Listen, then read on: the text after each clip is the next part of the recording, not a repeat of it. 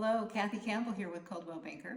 We are here today with Kelly Miller, owner of HomeFree Organizing. We're in her home today and it's always just organized. Well, you're pretty amazing at that. You're pretty generous. And I know that one of your tricks is you have a bin outside in your garage door that if this is not in its place, you throw it out. So I'm thinking you declutter on a continual basis. I do. I find the first easiest step to organizing is decluttering. Okay. If you have less stuff, you really don't have to be organized, right? Yeah, it's so hard to know what to give away and can I part with this? So give us some good advice. I have a hard time with it. So my first step to organizing is throwing things away. And you would be surprised by how many people just don't throw garbage away. Go through your house, anything that's broken, ruined, throw it away. Okay. Just throw it away.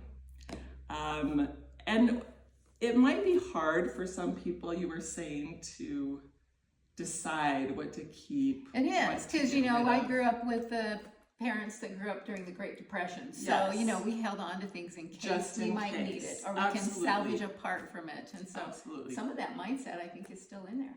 It is, and there's nothing wrong with that, honestly, but if you are really like taking a hard look at yourself, like, am I really gonna need that spring that if I have to buy it is gonna be 50 cents? Yeah. Also, entropy reigns, right? There's a rule of physics that, things just decompose and change and get ruined. So when you're saving things for just in case, odds are by the time you need it, it probably will not be usable because it has been sitting somewhere for months and it wouldn't be useful anyway. Wouldn't be useful anyway. It's had its day. I am by all means not perfect. Clutter is a continual process. It's not as though it happens once and you're done. Well, yeah, because we go shopping almost every day. We go shopping online, every in the day. store. We're always bringing things. We're buying groceries. We have holidays where things come in. We have birthdays. We're getting gifts. We're giving gifts. Okay. And just as an aside, I would like to advocate, when you do give a gift, try not to add to somebody else's clutter. Ooh. Right? So for those holidays and gift giving, I always advise food, experiences, take them out to lunch, go to a play, go on a hike with, Okay, that's a good tip. Being thoughtful of the other person that you're giving. Right, exactly. Okay, I like that. So when a few years ago, I have a neighbor whose garage burned down. As I watched their home burn, I thought, what would I care about that I would lose if my house burned down? And I had a box at the time, a big box of like keepsakes. And then the next day I was like, I don't care about any of this. Like if any of this burned, I literally would care about maybe two things. Okay. And I thought, if I don't care about these keepsakes burning, why am I keeping them? Why are you keeping the keepsakes? Why am I keeping them? There was just a lot of stuff that I thought I had to keep, but I didn't. Another thing is what we're saving for our kids. Now you bring up one more thing. One thing I've helped a lot of people downsize. And one thing I hear very frequently is, I'm saving this for my children. Or my child might want this piece of furniture. And then when we get to the moving point, they're giving it away because the kids came in and they did not want that furniture or that decoration in the yard. Right. And they were surprised and I think a little bit hurt. It's hard. Because you think your treasures, your children will want, but oftentimes they already have their own things and they just don't have room or in their heart or their home for it. Right. It's hard because we want who we love to love what we love. Item has served you well. Yeah. And you have to just appreciate it for what it has done for you. And when we give it away or resell it or whatever.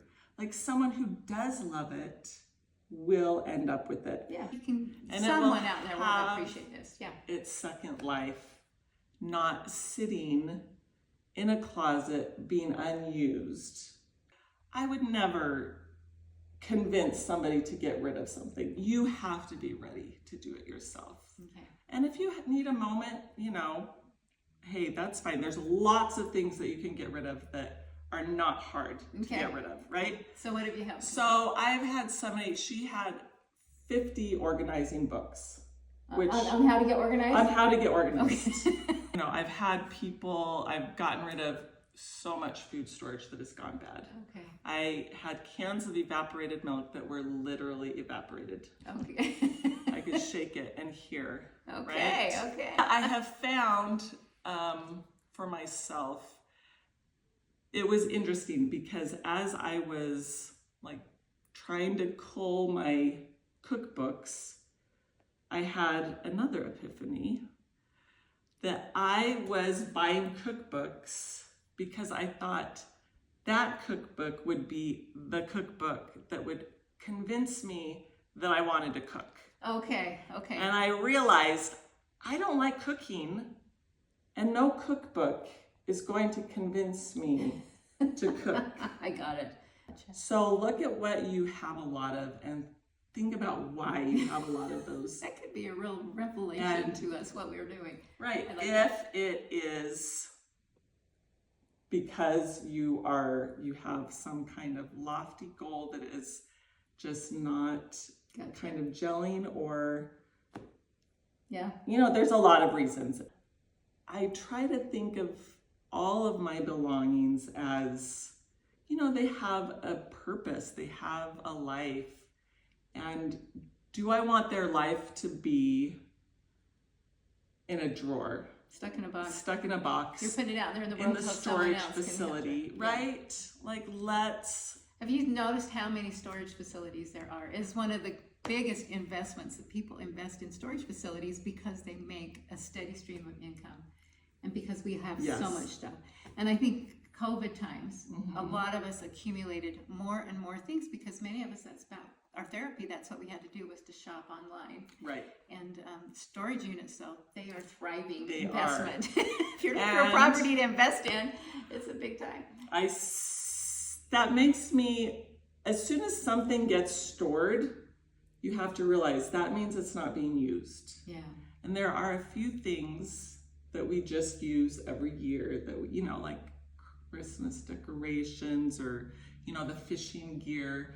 Those are the kinds of things that can be stored partially. But as soon as you start storing things longer term, that you don't use again, think again about, why am I storing this? And a lot of times I find it's because people don't want to make a decision.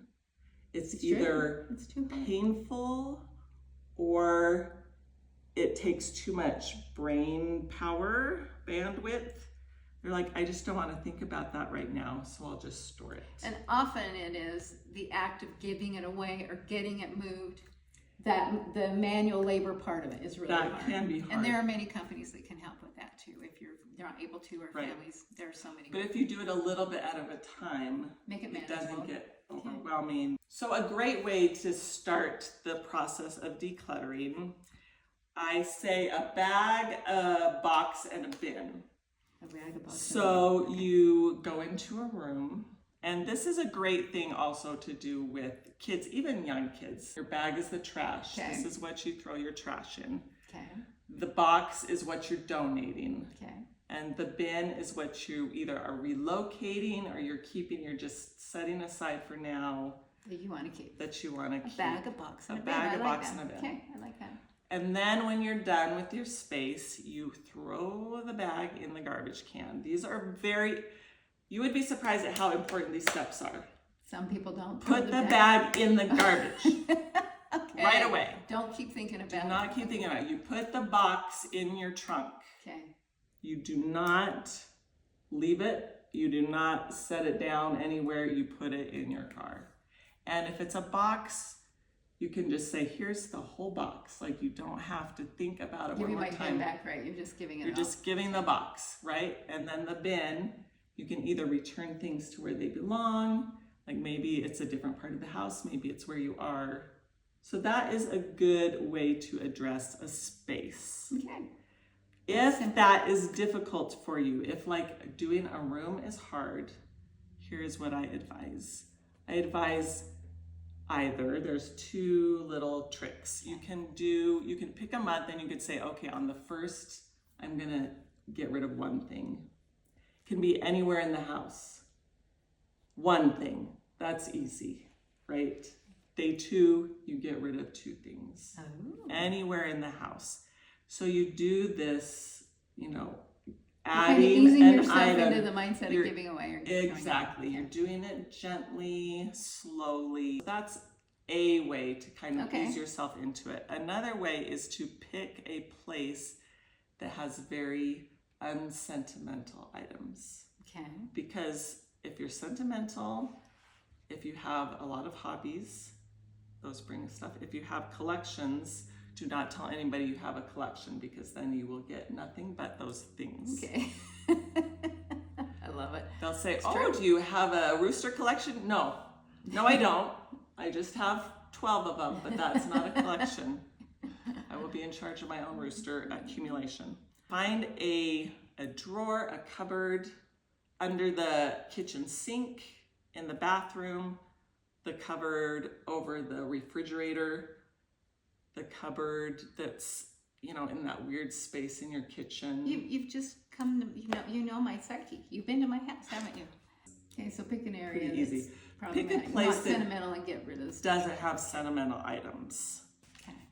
These are what you want to get rid of, and it might be hard. But these are things that, even if they're hard,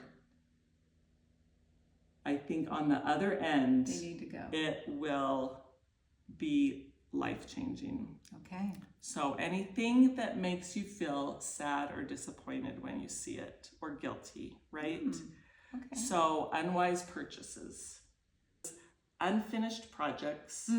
Okay. That, like, if you wanted to finish that project, it would be finished by now. Good point. But you're just hanging on. Well, I already put in several hours, so I spent all this money on it. Yeah, all these things. Right. Just let it go. Hobbies, you no longer enjoy items from that. Okay. Things you take off the wall that you loved once. I have never once hung something back up on a wall that I took off a wall. So if it's had its life, you let it go. You let it go. Gifts that you hate. Okay. That's hard. Socks that you have not been able to match for months. Okay. So anything that just makes you feel bad. Why keep it in your life? You don't need that. You don't need that. And especially as you're moving, if you are smart and use Kathy to move to a lovely home that you need, right? You don't want to carry those negative things with you, because you are opening yourself up to better, newer, more important kind things. of a new life moving on. Right. So when you want new, happy, energetic things in your life, you need to really let go of some of that old. And it's not even necessarily bad things you're letting go. You're even letting go of good things, but like, you're ready for new things. Yeah. Right? Yeah. We move forward. We have new experiences. We have a new way our life looks. And we don't need to live the way our old life was. We want our home to be where our most important relationships are happening. And if we are bogged down by the things around us, or if we walk into a space and it makes us feel bad or uncomfortable, we don't want that. That's right. We want the love to flow. Thank you for your time today. You were one of my favorites. Cheering you on in your decluttering process. Have a great day.